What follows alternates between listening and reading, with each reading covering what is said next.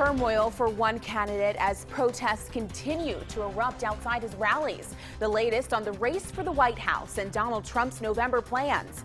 And the latest developments in an officer-involved shooting that leaves one person dead, what we know so far. Plus, we've got a rundown on just some of the many events happening this weekend to honor our veterans for Memorial Day.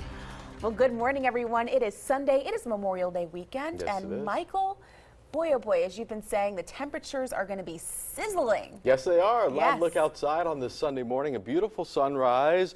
Temperatures right now are still in the mid-60s, and it feels like 66, but that's going to be changing. The humidity increases as we head through the afternoon, along with the temperature. So by 2, as we're in the upper 80s to near 90, it'll feel more like the lower 90s. Right now on Storm Track radar, all is quiet here.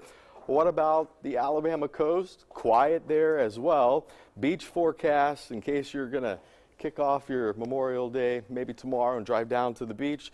Temperatures mid-80s, same story on Tuesday. If you want the forecast anytime, 24/7, search WIET42 weather. Free in the App Store or Google Play. And real quick, I want to show you tomorrow's forecast. We get back into the lower 90s. I'll have more on this forecast talking about that cool down on Saturday in a few minutes. Alex.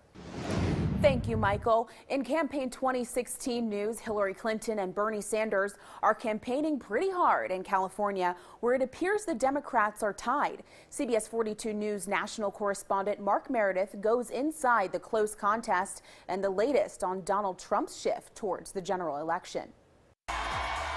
No turning back. Donald Trump ends this week with enough delegates to officially clinch the Republican nomination. North Dakota made a big statement, and I just really appreciate it.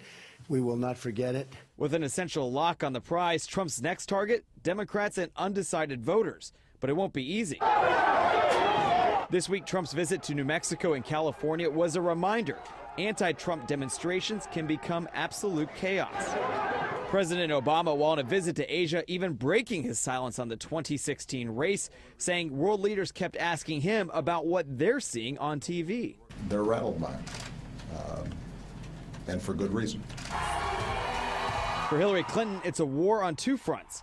The former Secretary of State still facing off against Vermont Senator Bernie Sanders in the primaries, even as her campaign still tries to shift to a general election strategy. A survey in California, where voters head to the polls on June 7th, shows Sanders and Clinton essentially tied. Likely voters giving Clinton a slight edge at 46% to Sanders' 44%. Because things are so close in California, don't be surprised to see Clinton and Sanders barnstorming the state. This weekend for Donald Trump, though, he's making a trip to Washington ahead of Memorial Day. That's a quick look at where things stand in the race for the White House in Washington. I'm Mark Meredith. New this morning, a federal judge in California is ordering Trump University to release some of its internal documents. Donald Trump called the judge a hater during a San Diego rally Friday. The documents would include papers showing how the venture was run and how it sold classes to customers.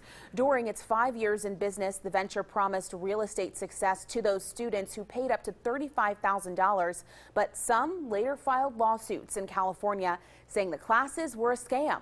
Trump's attorneys said the documents shouldn't be released because they contain trade secrets.